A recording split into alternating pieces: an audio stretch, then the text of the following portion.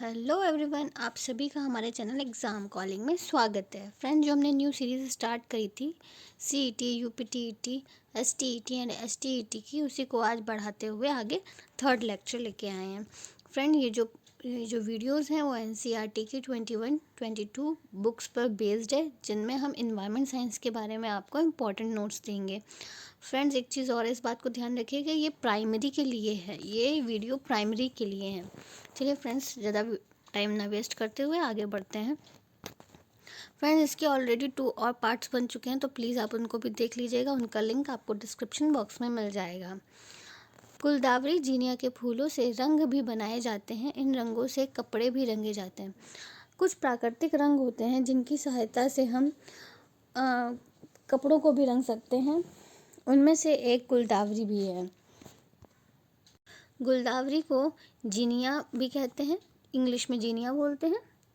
ठीक है, इनसे कपड़ों को रंगा जाता है। कुछ प्राकृतिक रंग और भी हैं जिनसे कपड़ों को रंगा जाता है, वो हैं हल्दी, मेहंदी, मंजिस्टा, नील, लाख, अनार, जड़ों के रंग आदि से। ठीक है फ्रेंड्स, और हमें पशुओं से टायरिन पर्पल कलर प्राप्त होता है। पशुओं से टायरिन पर्पल कलर प्राप्त होता है, और खाकी रंग जो होता है वो हमें खनिज लवणों से प्राप्त होता है। ठीक है फ्रेंड्स, आगे बढ़ते हैं। गुज्जू भाई बधेका 15 नवंबर 1885, 23 जून 1939 गुजरात में रहते थे तथा बच्चों के लिए मज़ेदार किस्से, कहानियाँ और पत्र लिखते थे। फ्रेंड्स, जो गुज्जू भाई बधेका थे, ये अपने किस्से, कहानियों और पत्र लिखने के लिए बहुत फेमस थे। इनका जन्म हुआ था 15 नवंबर 1885 को, और इनकी मृत्यु हुई थी 23 जून 1939 को। ठीक है फ्रेंड्स, गुज्जू भाई किसके लिए फेमस थे? किस्से, कहानियाँ, पत्र लिखने के लिए फेमस थे। ठीक है, उनकी जन्म कब हुआ? तो 15 नवंबर 1885। मृत्यु कब हुई? तो 23 जून 1939 को। गुज्जू भाई जो हैं गुजराती भाषा के लेखक और महान शिक्षा शास्त्री थे। ठीक है फ्रेंड्स, जो मैं आपको इम्पोर्टेंट बता रही हूँ वो आप प्लीज़ नोट डाउन भी कर लीजिएगा कहीं। गुजराती भाषा के लेखक थे कौन? गुज्जू भाई। इनका पूरा नाम क्या था? गिरिजा शंकर भगवान जी बधेका। इनका पूरा नाम गिरिजा शंकर भगवान जी बधेका था। इन्होंने बाल मंदिर नामक विद्यालय की स्थापना की। इनकी रचनाएं हैं आनंदी कौवा, चालाक खरगोश, बुढ़िया और बंदरिया, जो कि प्रमुख हैं। ठीक है फ्रेंड्स, अब इनमें क्वेश्चंस क्या बनते हैं? पहला तो इनको जन्म और मृत्यु पे एक क्वेश्चन बनता है, फिर ये कहाँ के रहने वाले थे उस पे बनता है। ठीक है फ्रेंड्स, और फिर बनता है कि ये किस लिए फेमस थे, तो ये कहानियों और लेखन कार्य के लिए फेमस थे। ठीक है, इनका पूरा नाम क्या है? तो गिरिजा शंकर भगवान जी बधेका, ये पूछा जा चुका क्वेश्चन है। ठीक है, ये गुजराती भाषा के लेखक थे और महान शिक्षा शास्त्री भी थे। इन्होंने किस संस्था की स्थापना की? तो इन्होंने बाल मंदिर नामक विद्यालय की स्थापना करी। ठीक है फ्रेंड्स, इनकी फेमस बुक्स कौन कौन सी हैं, रचनाएं कौन कौन सी हैं? तो आनंदी कौवा, चालाक खरगोश, बुढ़िया और बंदरिया इनकी प्रमुख रचनाएं हैं। ठीक है फ्रेंड्स, आई होप आपको याद हो गया हो। आगे बढ़ते हैं।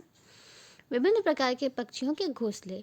फ्रेंड्स, इसमें हम आपको बताएंगे कि क्या विशेषताएं हैं इन पक्षियों की और उनके घोंसलों की। ठीक है फ्रेंड्स, बढ़ते हैं आगे। कलचिड़ी पक्षी को इंडियन रॉबिन के नाम से भी जाना जाता है। अपना घोंसला जमीन पर पड़े पत्थरों के बीच खाली जगह में बनाती है तथा उसी में वह अपना अंडा देती है। ठीक है फ्रेंड, कलचिड़ी पक्षी की क्या विशेषता है? इसे इंडियन रॉबिन के नाम से जाना जाता है। क्वेश्चन बनता है फ्रेंड्स यहाँ पे कि कलचिड़ी को और किस नाम से जानते हैं? तो इंडियन रॉबिन के नाम से जानते हैं। या इंडियन रॉबिन पक्षी को हम साधारण भाषा में किस नाम से जानते हैं? तो कलचिड़ी के नाम से जानते हैं। ठीक है फ्रेंड्स, और ये अपना घोंसला कहाँ पे बनाती हैं? तो ये अपना घोंसला ज़मीन पे पड़े पत्थरों के बीच खाली जगह पर बनाती है और वहीं अपना अंडा देती हैं। नेक्स्ट है वीवर पक्षी। वीवर पक्षी को जुलाही चिड़िया भी कहा जाता है।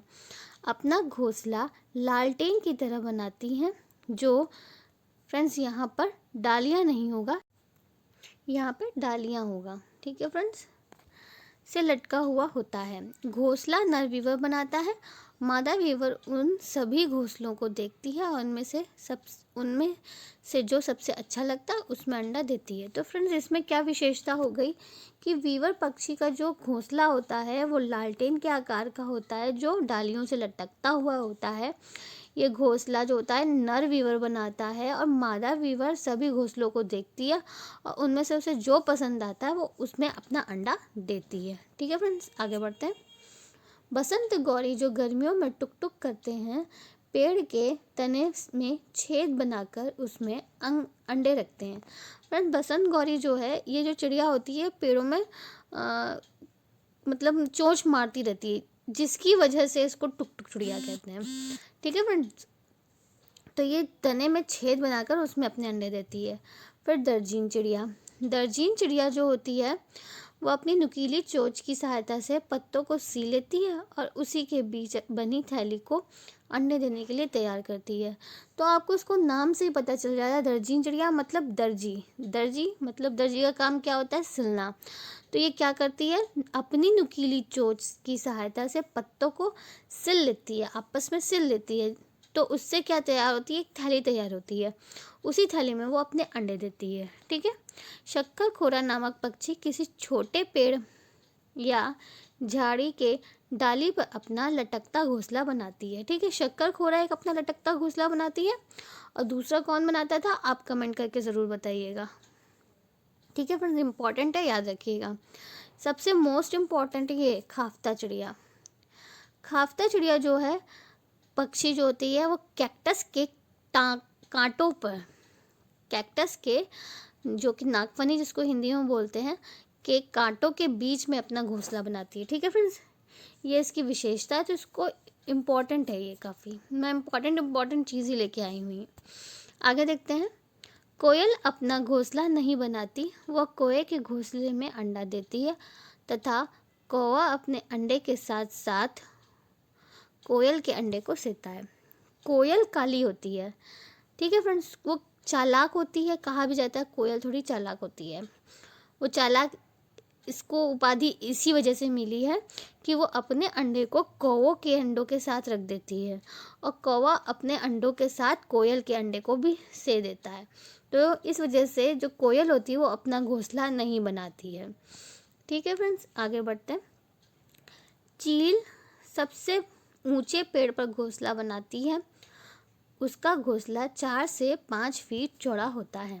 तो इसमें क्या विशेष बात है कि उसके जो घोंसला होता है वो 4 से 5 फीट चौड़ा होता है और पेड़ पर घोंसला चील सबसे ऊंचे पेड़ पर अपना घोंसला बनाती है। ठीक है फ्रेंड्स, इम्पॉर्टेंट है, याद रखिएगा।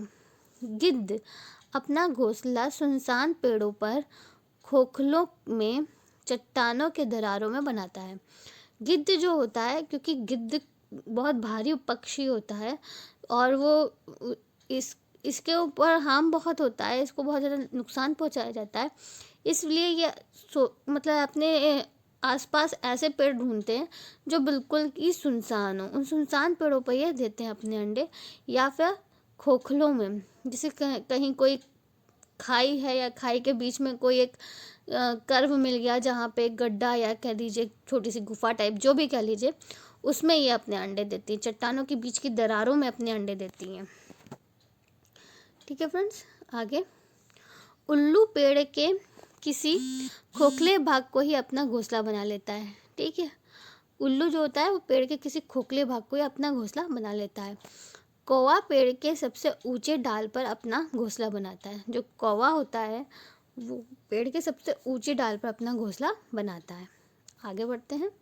सम इम्पॉर्टेंट फैक्ट्स। सांप की जहर की दवाई अर्थात सीरम सांप के जहर द्वारा निर्मित की जाती है।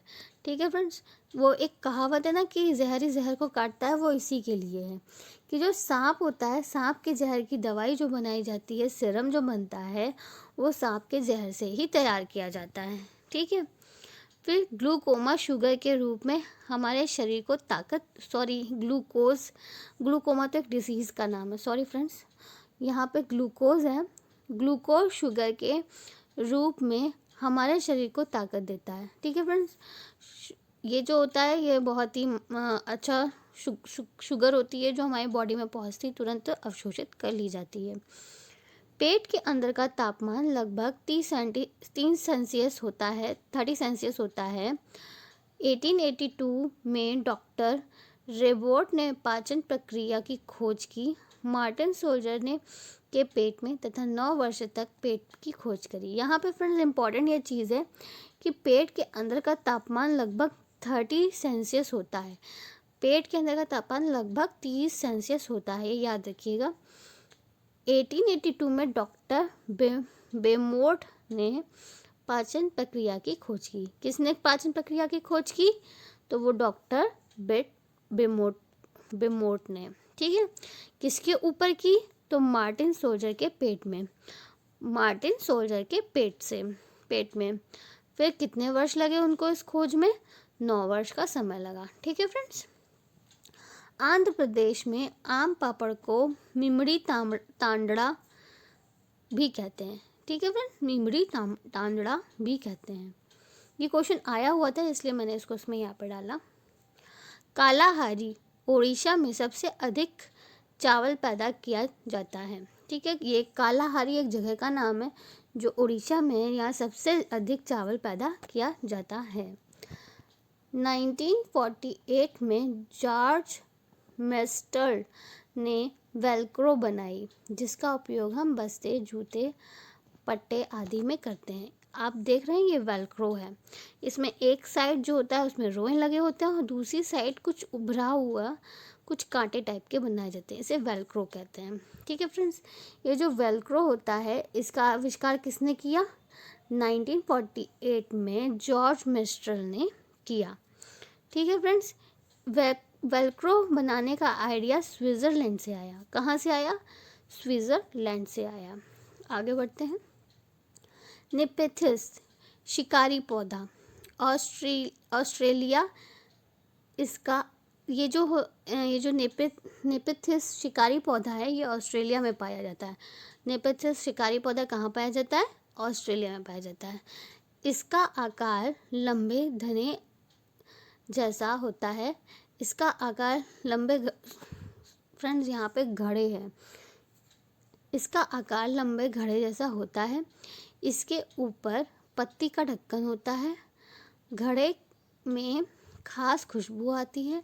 कीड़े खींचे चले जाते हैं, पौधे के ऊपर जाते ही अंदर फंस जाते हैं। क्या होता है फ्रेंड्स इसमें? ये जो होता है नेपेथिस पौधा ये ऑस्ट्रेलिया में पाया जाता है। ये है उसकी फ़ोटो। तो इसमें क्या होता है, ये जो होता है घड़े के शेप में होता है। ठीक है, उसके ऊपर एक पत्ती लगी होती है और इसके अंदर से एक बहुत ही अच्छी सी खुशबू आती रहती है जिससे कि जो जैसे होते हैं ना छोटे छोटे कीट पतंग वो इसके अंदर आते हैं।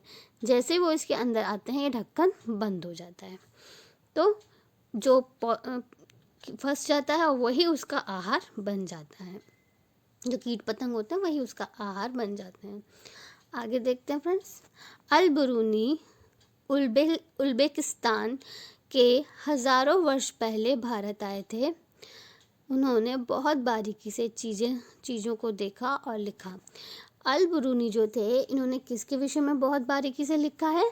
तो इन्होंने तालाबों के विषय में बहुत बारीकी से लिखा है। ये कहाँ से आए हैं? तो उज़्बेकिस्तान से आए हैं।